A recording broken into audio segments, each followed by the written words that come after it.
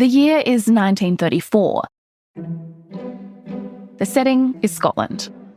Startling photos have emerged, appearing to capture the Loch Ness monster. Fast forward 90 years to 2024, to an election campaign in Australia, and a video is released of a Prime Minister promising to ban gambling ads. On all forms of gambling advertising, digital and on TV. Both are fake, designed specifically to deceive. And while humans have always had a tendency to mislead each other, what's new is the technology. It's now easier than ever to create highly realistic fake content. And we're only just starting to see how wide-ranging and insidious the impact will be. I'm Ruby Jones, and you're listening to 7am. Today, Independent Senator David Pocock on his new bill to crack down on deepfakes and why he thinks the government has dropped the ball on regulating AI. It's Wednesday, November 26.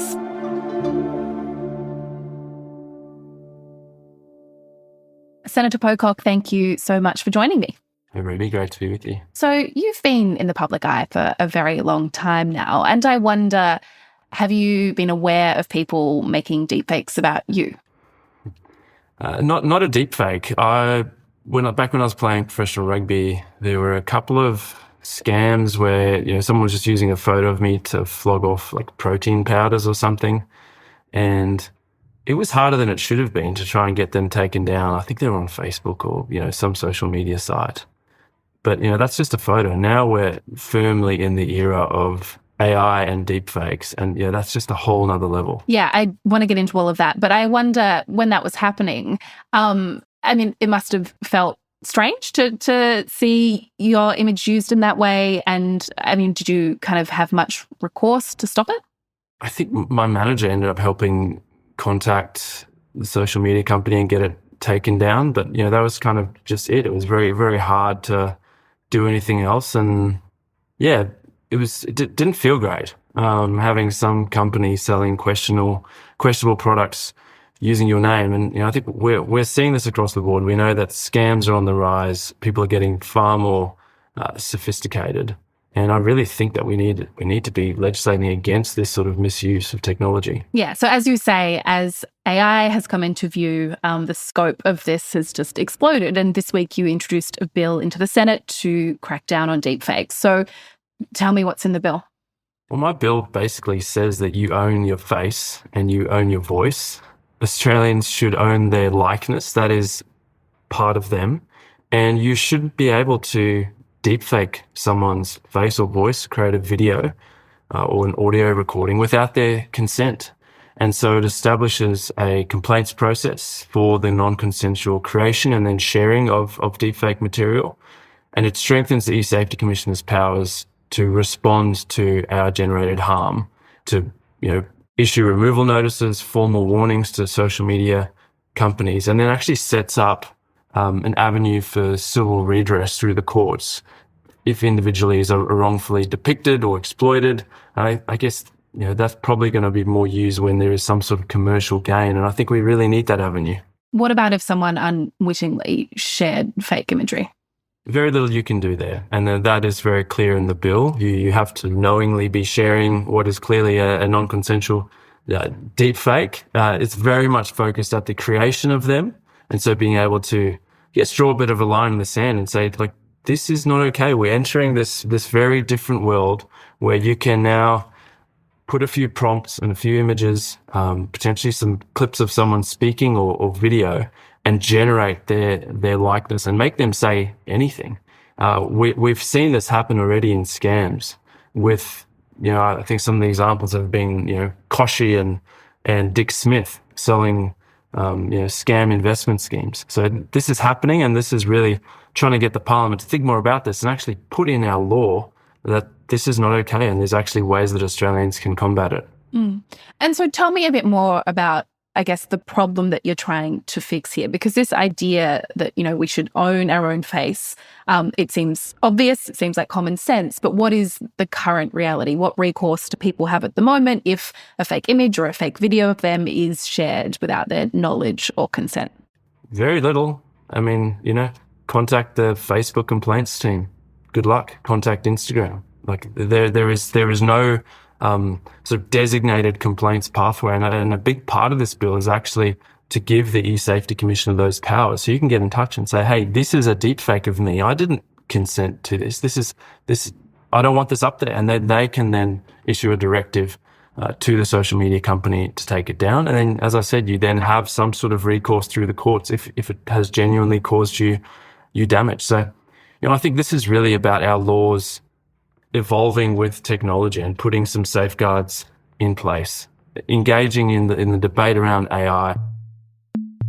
I'm really concerned that you have a lot of companies, and it seems politicians, focus on all of the upside. This is so amazing for productivity, for our economy, for all these things.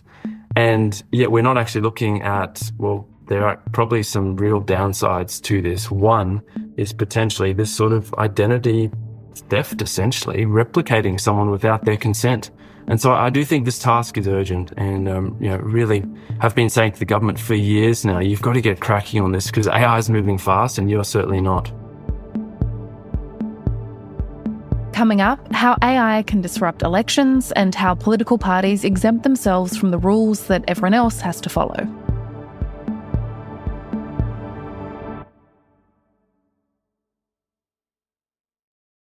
Let's talk a little bit more about the implications when this kind of material is put out there. We could use a specific example. During the last election campaign, you created fake videos of Dutton and Albanese to highlight how easy it is to do that. They were obviously fake. That my government will be introducing legislation into the parliament that will see a 3-year phased-in complete ban on all forms of gambling advertising. Albanese, I think in the one that you created, was promising to ban gambling ads, which he's obviously... Yeah, if only. Imagine if he did that. He'd be stoked. So tell me a bit about how deepfakes have been used in politics here and overseas, and then I suppose the effect on the public when those kinds of videos are put out there. And in the last parliament, I really urged the government to act before the election to rule out the use of deepfakes in political advertising. They didn't have any interest in it. Thankfully, it didn't seem to play a part in our election. But there are examples from South Korea and the US where deepfakes of politicians were created. In the South Korea example, the parliament there acted very quickly to put some very heavy penalties on the use of deepfakes in elections. In the US, we saw a voice clone of then President Biden telling people not to turn up in one of the primaries. What a bunch of malarkey. We know the value of voting Democratic when our votes count. It's important that you save your vote for the November election. We'll need your help in electing Democrats up and down the ticket. Voting this Tuesday only enables the Republicans in their quest to elect Donald Trump again. So, there's, I think, huge potential to destabilize the democratic processes. That's one thing. And I think, that should have been a priority. And hopefully before the next election, we'll have some safeguards in place. And can we talk about the issue, I guess, a bit more broadly than just deepfakes? I mean, you made a number of recommendations to the Senate Committee on adopting AI, and that was all about how AI should be regulated, in particular to protect the political system. But when you look at how quickly the technology is moving, what do you think we need to see in terms of guardrails? Well, I mean, at the press conference yesterday when I announced this, the member for Curtin, Kate Cheney, an independent from WA, was calling for an AI safety institute. I see today the government has announced they're going to do it, which is a great thing. I think that's a step forward. But again, we're sort of on the back foot here. Everyone knows how fast AI is moving. Yes, we need a body, a safety institute that employs like genuine experts in this space to advise government, free of sort of industry spin on this. These are the things you need to put in place. Then I think we need an overarching AI Safety Act. This is the kind of technology where you can't constantly be legislating against it. We actually need some broad safeguards. This is what you can use it for. This is what you can't use it for. And we need to then use that, I guess, to connect with like-minded countries, the EU, the UK, Canada, ensure that we're sort of creating this, system of laws that are comparable and really do protect citizens' rights ahead of these enormous companies, which clearly, I mean, their ethics don't.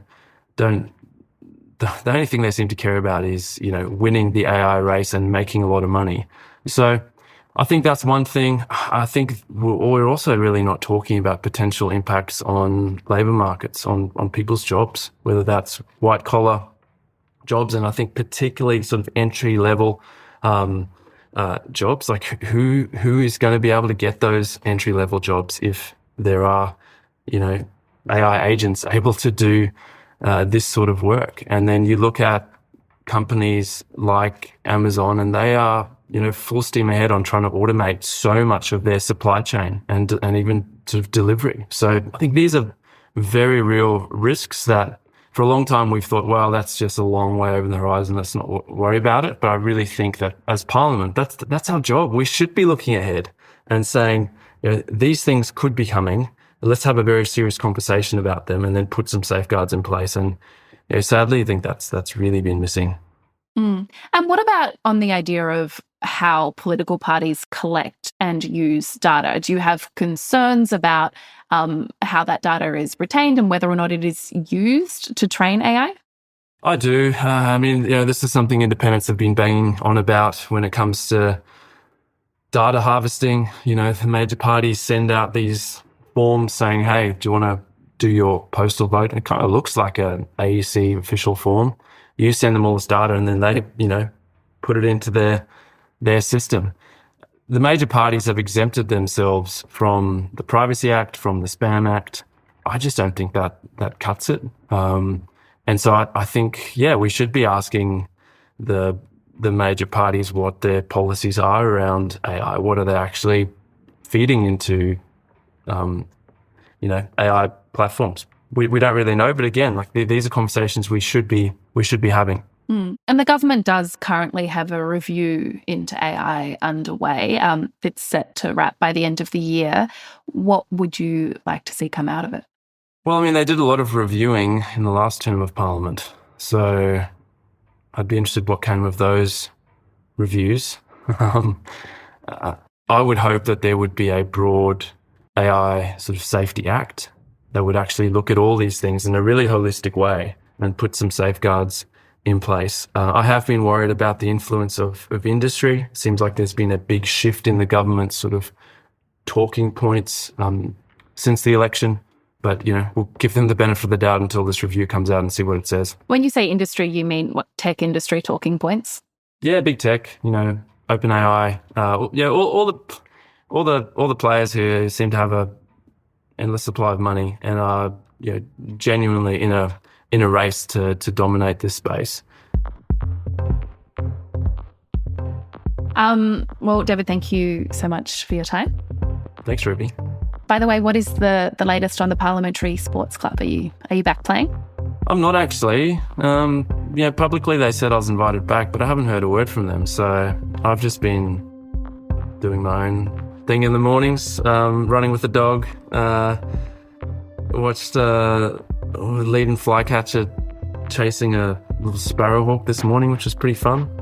So waiting for the official invite, but not sure if it's coming. Well, I actually have no interest in going back while they are sort of this cash for access scheme. I totally disagree with the whole setup. And so, I don't know, we'll see. They've kind of said that they may review the policy, but one of the things I'm concerned about is that a lot of people just think, well, this is just normal and this is how things operate. And I think that kind of says a lot about the problem with it.